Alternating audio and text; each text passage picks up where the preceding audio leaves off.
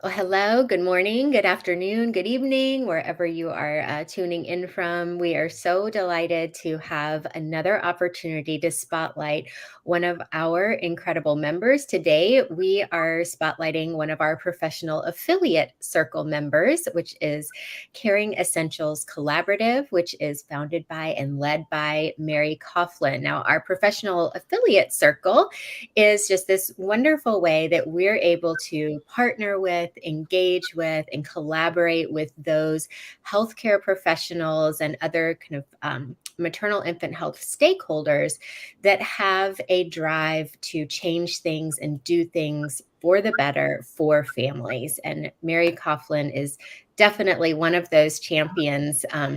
Mary is a global leader in neonatal nursing. She has truly pioneered the concept of trauma-informed, age-appropriate care as a biologically relevant paradigm for hospitalized infants, families, and professionals. She is a seasoned nurse, a staff nurse, charge nurse, neonatal nurse practitioner, administrator, educator, coach, mentor, author. I mean, the list goes on and on. She has over 35 years of nursing experience, and all of this has just, culminated and brought her to the place that she is now as the president and founder of Caring Essentials Collaborative. So Mary, thank you so very much for spending time with us today. I truly appreciate it. It's always just such a joy for me to be in your presence, really. I mean, you always have such a calming and encouraging and supportive and validating. I mean, I could go on and on. I always leave with my soul filled after I've been around you for a little while. Oh So my thank you. Thank you so very much, Kira. I'm incredibly honored to have this opportunity to speak with you. It's great to see you. It's been a little while since I we've know. connected, and I'm just very excited and honored to be here. Thank you very much. So let's talk about, you have, decades of experience as in nursing and Mhm. in the NICU space. So can you just kind of take me through a little bit how did that then become, where you are now with really this, pioneering truly of trauma-informed care and communication? Yeah, thank you. It's so funny, like looking back, you live your life forward, and you understand it looking backwards, and I think at the time, becoming a NICU nurse, I went into it because I love babies. It's a really exciting and challenging profession and specialty within nursing, and I really loved that. I loved, connecting with the families. I often say I do love the challenge of working in a high intensity environment like the NICU. So that was really thrilling. And to be honest, it was never on my radar in my early years as a nurse. This concept of trauma informed care had never even crossed paths with this concept until I had this very unique clinical experience, and it was outside of the NICU. I had taken a position in a community hospital, was really kind of shifting gears from neonatal nursing into more of an education, consulting, coaching kind of a path, and got hired by this local hospital within walking distance of my house, which is always cool, um, and was managing education in this hospital that had absolutely no babies. There was no maternity, no nothing. It was all grown-ups and adolescents. And I had lots of really amazing clinical nurse specialists that were part of the team. So as far as, having any expertise in any of these areas that were brand new to me now, I felt like my bases were covered and I could really focus on the education until one fateful day. I was called into my boss's office, and she said that I needed to step in as the interim nurse manager on this adolescent psychiatric unit.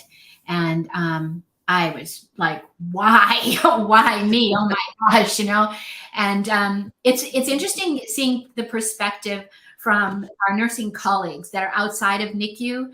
She very casually just said, well, you're a pediatric nurse. I mean, this is your thing. And I was like, oh my gosh, nothing further from the truth, to go from incredibly tiny humans to adolescents, But Right. again, as I mentioned, I had these amazing clinical nurse specialists that were very familiar with mental health and adolescence. So I felt like, okay, I can do this. I can keep the ship afloat until you hire somebody who's really qualified for this position. And it was in that role that I was introduced to trauma-informed care, and it became literally a turning point in my career, my trajectory. Prior to that, I was always all about developmentally supportive care, family-centered care, but learning about this concept of trauma and early life adversity just positioned developmentally supportive family-centered care in such a more relevant, urgent context. And Mm. if that makes any sense, I'm not Right. diminishing, developmentally supportive care prior to my understanding, but it just was like, oh my goodness, the gravitas of understanding these experiences now through a trauma lens just it just spun me out of control. And I literally, as I'm learning about this for these adolescent individuals, it just hit me that, oh my gosh, this is the NICU. This belongs in the Mm. NICU. Why isn't anybody talking about this, Right. Um, and just started getting like super crazy evangelical about it, like anybody who would stop and anybody who would listen to me, I would just be going on about the relevance of this, blogging about it, talking about it, anything to just get people to really understand the Yeah. importance. So for those who this might be, they might have heard trauma informed, Mhm. but what does it mean to view through a trauma lens, a trauma informed lens? What does that mean? So to view a situation through a trauma informed lens, it begins by understanding what is trauma, what constitutes a traumatic situation. And there are very clear definitions. So it wasn't like I had to make anything up. The Substance Abuse Mental Health Services Administration in the United States had a very clear definition that a traumatic situation or trauma is an event or a series of events or a set of circumstances that is perceived by the individual as either dangerous or even life threatening. And, Mhm, that, mhm, that's what constitutes the experience. So it's an mhm, event that is experienced by the individual as dangerous or life threatening. And as a consequence, that has lasting effects. It has lasting effects physiologically because of mhm, the toxic stress response. So when you're in a life threatening situation, right, your body recognizes that it's in threat. So it, elevates its cortisol production, it increases heart rate, blood pressure, all of these very biological components, but there's also an emotional and psychological component to this experience as well. And that's the effects. Those are mhm, there's one researcher that talks about the residue of a mhm, traumatic event. And that's that, the trauma experience, it's the residue mhm, of that acute event that gets mhm. replayed and replayed over the course of an individual's life experience. Right. Yeah.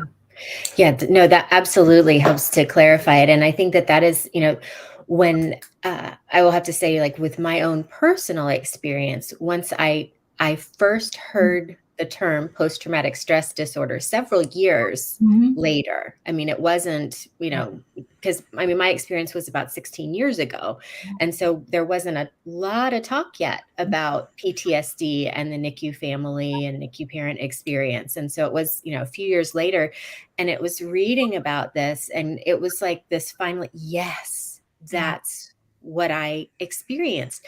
Because I had that thought of, oh yeah, PTSD is just like if you have a really bad car accident Yeah. or you're in war Yeah. or, an assault or something. It's like that, that Yeah. singular, well, not that war is a singular event, but that's kind of, I Mhm. didn't think about it for me as a parent Yeah. in the NICU. And it really is. It's that it makes complete sense because our bodies aren't meant to be in that heightened state for a continual amount of time. Yeah. And the impacts on the parent and then the impacts on the infant. I mean, it's the Yeah. impacts on the staff. Yeah. It is so interconnected. Yeah.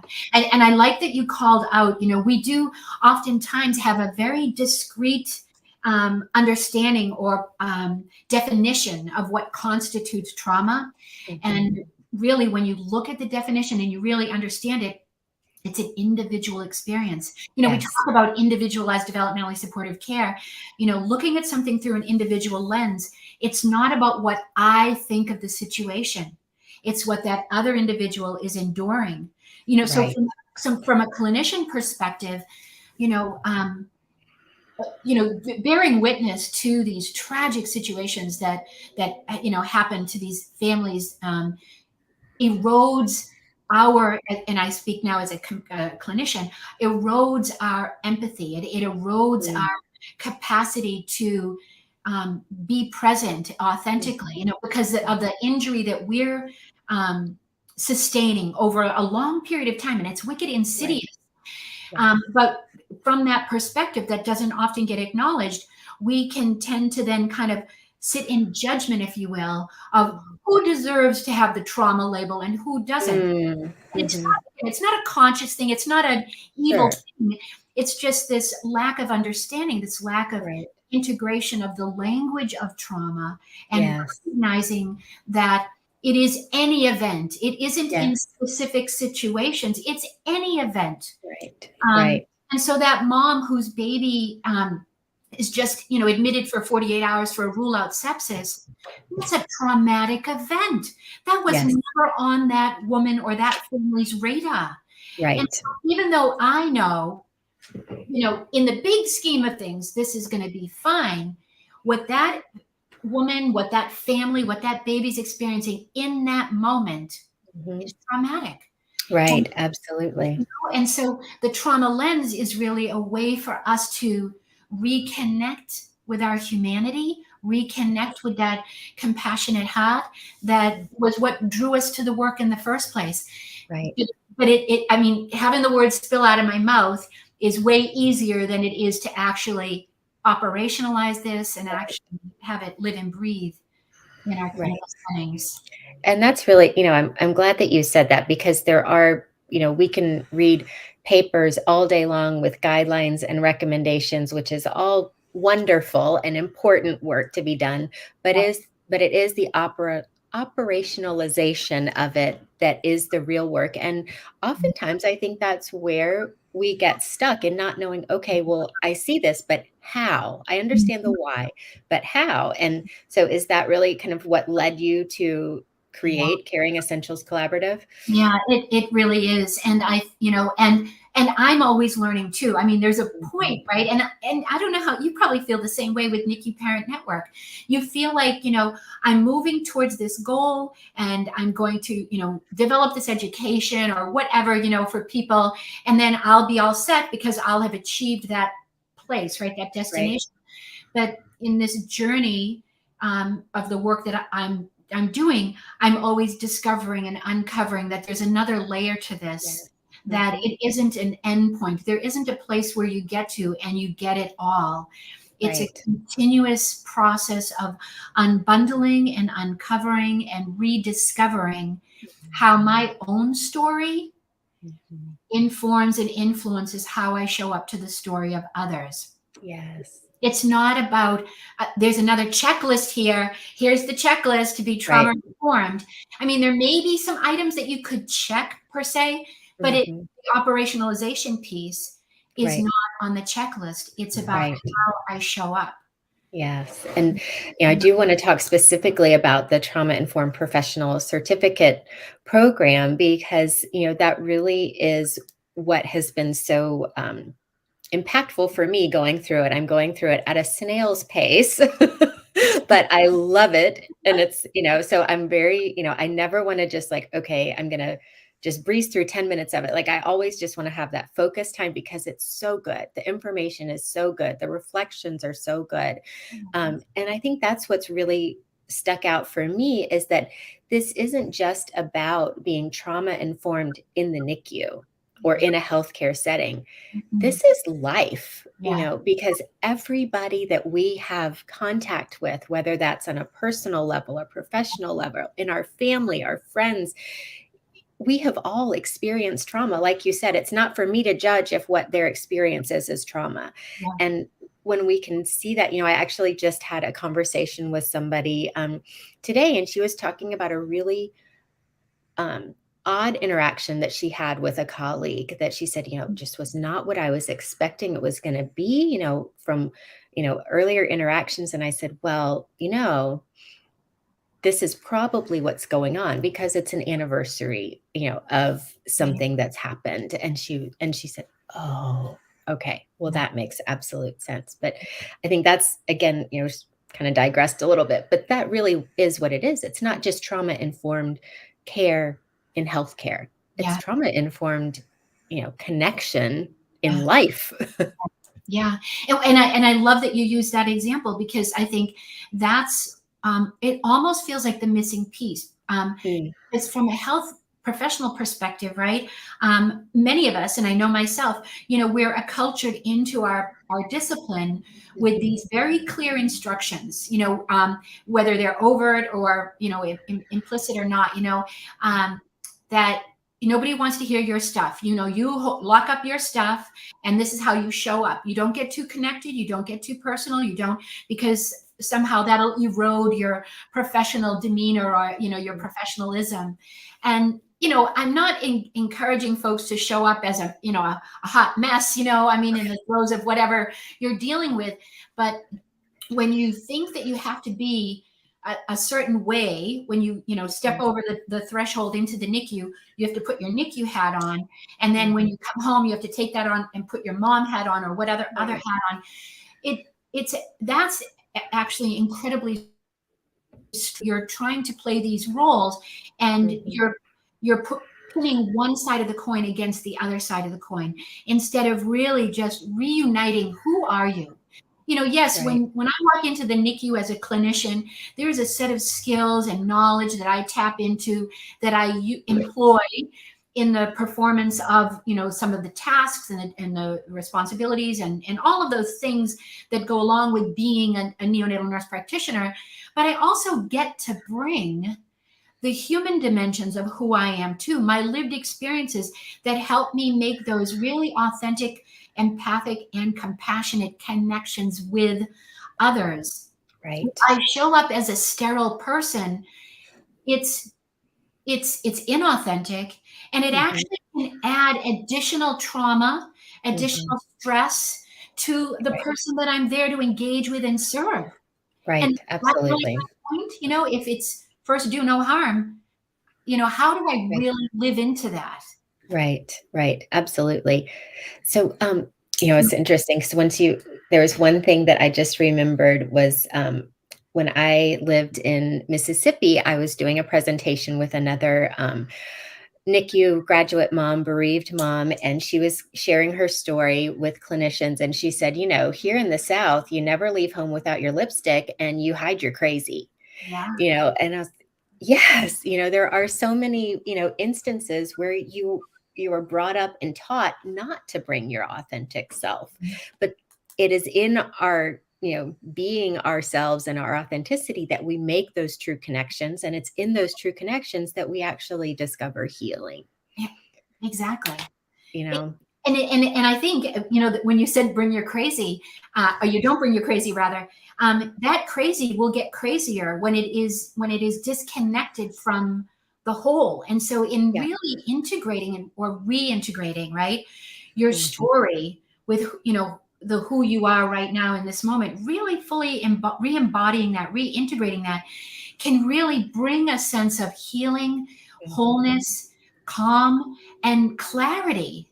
Yes. How Yes. you can And show freedom. right. Freedom.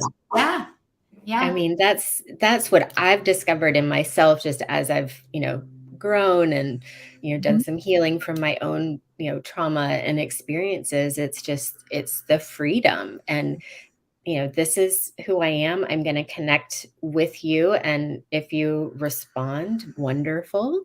If Mhm. not, that's okay too. But this is me. And Yeah. this is how I lead. And, that's just always it's been really important to me, in all of my like leadership training and, Yeah. reading and everything, it's okay that I'm not the one that's the loudest or the one that's the Yeah. flashiest, Yeah.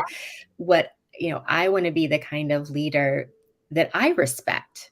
Yeah. I respect the people that make me feel good are like you and Sue Ludwig from NANT. I mean, the two of you and Gigi Kanyangwa Fernandez, who's, our board presidents, like the three of you, just you have these, very similar aspects in how you show up to the people that you're around, whether that's personal or professional. And it's that authenticity and it's that um, openness and um, it's almost like this permission that I get by how you carry yourself to be myself as well, that Yeah. I don't have to put on a show for you. Yeah. I know that we're getting a little bit off track, but still all kind of in the same vein. I think what you're highlighting too is like, I mean, a lot of that stuff, that conditioning, if you will, Mhm, is a form of trauma. I mean, that disconnection from your authentic self. If you can think back to when you were a child and how you footloose and fancy free. And I'm right. not suggesting everybody shows up like they're a 5-year-old, Sure. but that sense of freedom and that sense of feeling okay with who I am and Mhm, and feeling grounded in that I'm not supposed to be anybody else or anything else than right. who I am, and that's a good thing, actually creates a buffer and cultivates a sense of resilience for us to be able to step into those difficult situations or encounter those challenging individuals or circumstances and be feel safe and feel secure that whatever is happening here, it's not about me. Mhm, I'm showing up and I'm here to serve or engage. And, right. whatever the behavior is that I'm being presented with is an expression of that individual's story. I have Mm, no right to judge it, but just to have an open heart to it. But it's really hard to get to that place when yeah. you're disconnected and fragmented in your own story, right? In your own Yes. position. It's really Yes. because who am I right now? Where am I supposed to be? So Right. the reintegration is really important Yes. to have that courageous vulnerability, that Yeah. courageous authenticity. Yep, absolutely. So let's talk about what is the TIP program. And we actually have a comment that says the TIP program broadens your perspective and gives such clarity to your approach to life, personally and professionally. It is an amazing program, and I couldn't Oh, agree more. thank That was you. from Kim Butney. Oh, Um, Kim, I love. Oh, that's lovely here. Well, the TIP program really, it was an evolution of an understanding of a vision that we had, right? So, what is it to be trauma informed? And looking at the literature, SAMHSA also, that the organization that I mentioned at the beginning, they have the 4 R's of trauma informed. It's realizing the pervasiveness, responding knowledgeably, oh my heavens, resisting re-traumatization, and recognizing mhm, signs and symptoms. And so we thought, well, that's a good cornerstone, but we need people to be able to walk the talk. We need people to really be able to embody the concept of this. As I mentioned before, it's not a mhm. checklist. It's Yeah. really, it's a reintegration. It's a reconnection to your own story and your own. So I had the privilege of working with this interdisciplinary international group of neonatal experts at the time. And we talked through, what does it look like to be a trauma informed professional then? Mhm. We knew you had to be smart, right? We knew you had to know something, Right. but that we knew also that it wasn't just empirical. There was something deeper than that. And so after lots of brainstorming sessions, we identified these 8 attributes of what Mhm, it is to be a trauma informed professional. So it's to be knowledgeable, but it's looking at all ways of knowing. Empirical not knowing is just a portion of it. Um, Personal knowing, intuitive knowing, ethical knowing. There's all these different ways that we know things, and to give equal weight to all of these facets is really important, particularly in a world of science where we put right. all our eggs in that empirical basket. Mhm, There's so much more to the knowing that we can bring to mhm, our engagements. It's having healing intention. And, mhm.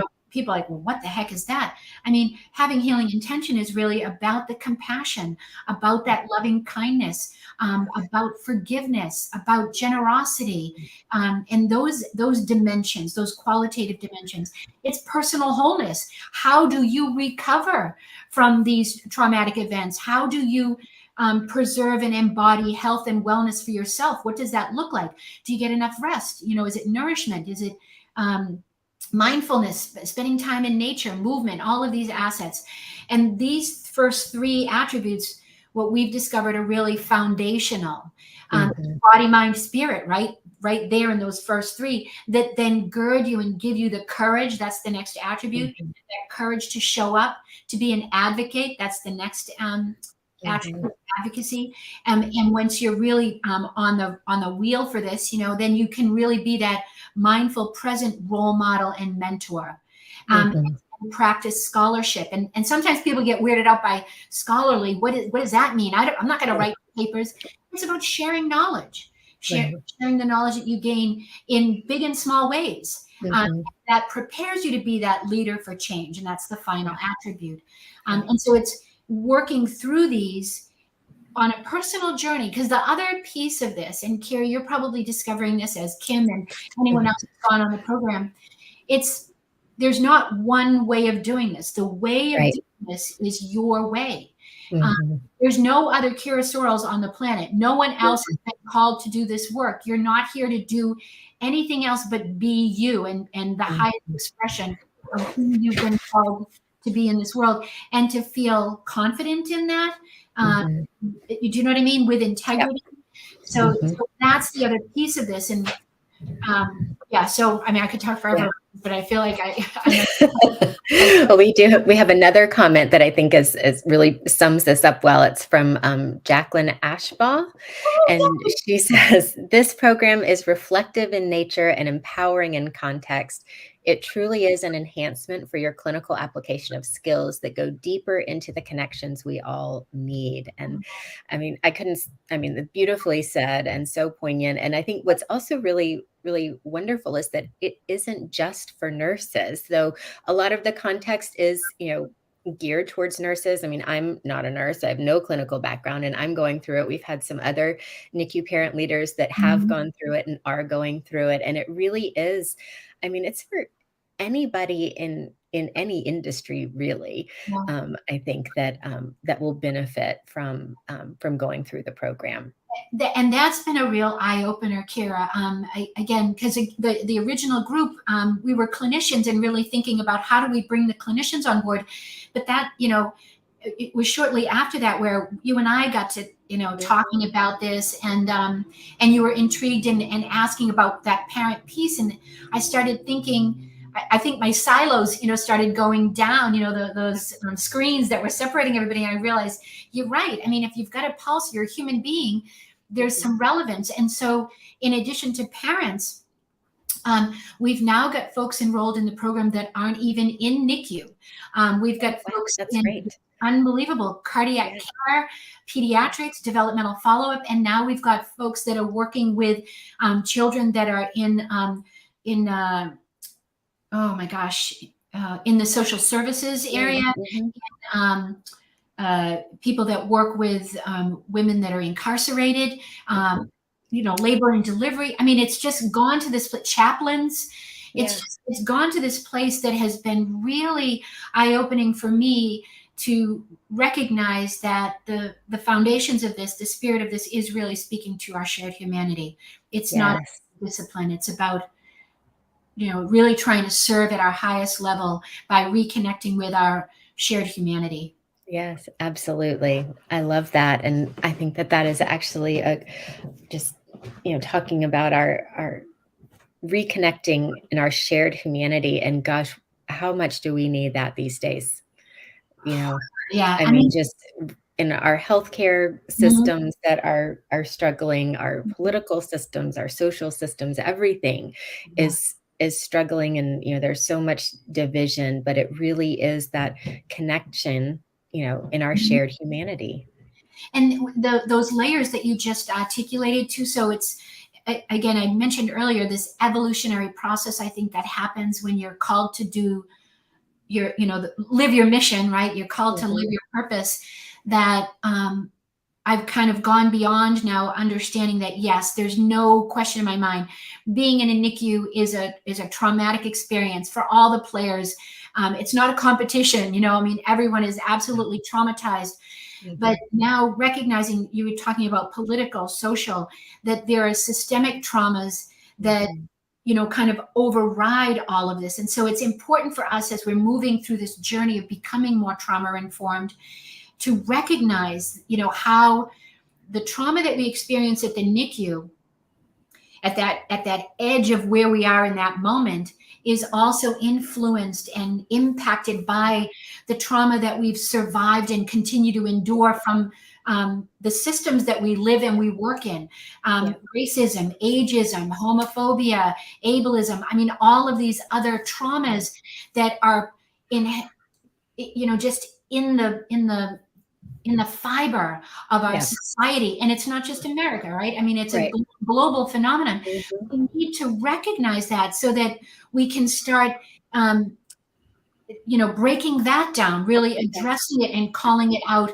And I love that there is more and more discussions about DEI, diversity, equity, inclusivity, to really call out the trauma that individuals endure, Mhm. and really being intentional about using the language of trauma and healing that you mentioned earlier, Kira, Yeah.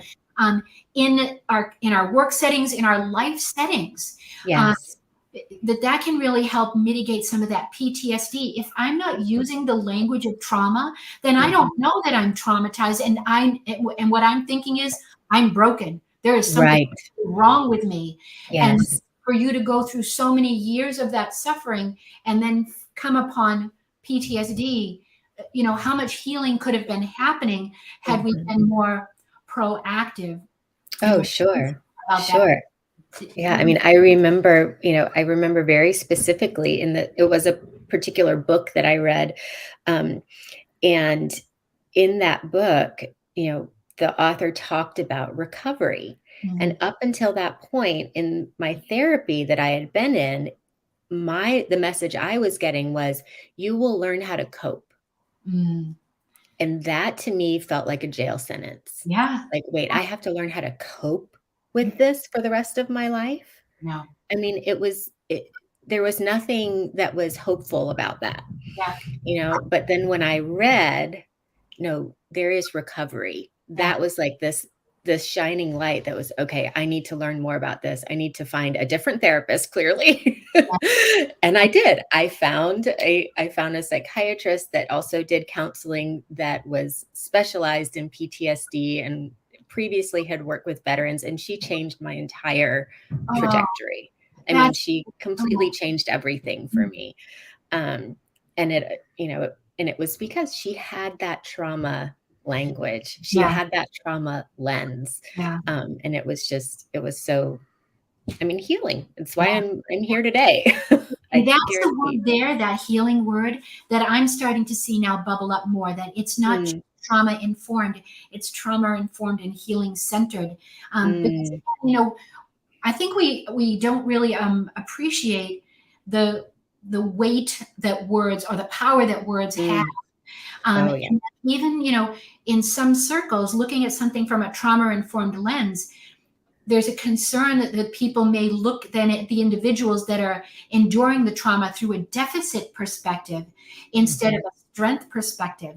And mhm. so, looking trauma informed, healing centered is, and use the NICU for an example. This is bad, and bad stuff happens in this environment. And Mhm, so what we need to do is we need to recognize that there are a lot of is things here, right?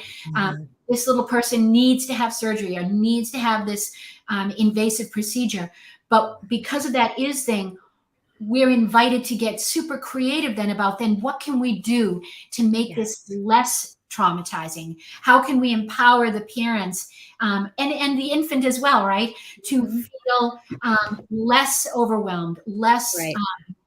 less in a dangerous Mhm. situation, um, Right. by focusing on those healing components, the strengths Mm. piece.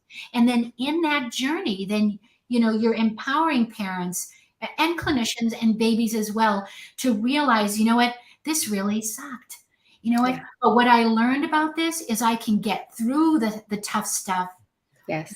with someone else, right? With Yes. love, with a relationship, with Yes. compassion.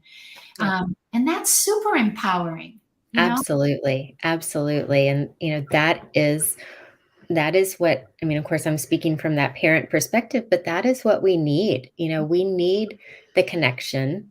We need that human connection with the people around us. We need to feel empowered. We need to feel validated. Mhm. And we also, need to know that we can get through this and in a healing way and Yeah, down a healing path. yeah, That it's not going to just learn how to cope with this yeah, for the rest of your life. yeah. And it's just, just can't thank you enough, Mary, for putting your passion into creating this work and this program. And I mean, really, I have so many quotes of yours highlighted in my notes and, posted around my office because, you speak such truth and such validation for families. And I just thank you so much for creating this work and being such a champion in this space. Thank you so much. I mean, I could talk to you for hours. I hope one day I can actually meet you in person. And Awesome. we could sit down and have a meal together. It would be wonderful. One day it'll happen. But Definitely. I just before we close, do you have any final thoughts or comments or anything that just to anybody, whether it's a clinician or a parent or a leader that's watching or listening? I mean, I think that's a really cool question. Uh, I think the thing that I would say is that you have everything that you need already inside you. Mm, mhm, Try not to invest yourself. If it doesn't feel right, it isn't right, mm, and step into that and start to foster and cultivate the courage to reconnect with who you are and the person you've been invited to step into in the work that you do and in the world. There yeah, is only one you. Embrace that. yeah, absolutely. Oh, Mary, thank you so, so very much. I appreciate this time together. And, you can find Mary's Caring Essentials Collaborative. It's caringessentialscollaborative.com. Is that right? Or just Essentials.net. .net, caringessentials.net. Okay, we'll make sure that we post that correctly when we share the video later. But thank you so much, Mary. And I appreciate everything. Love spending this time with you. Oh, thank you so much, Kara. Take care. All right. Bye.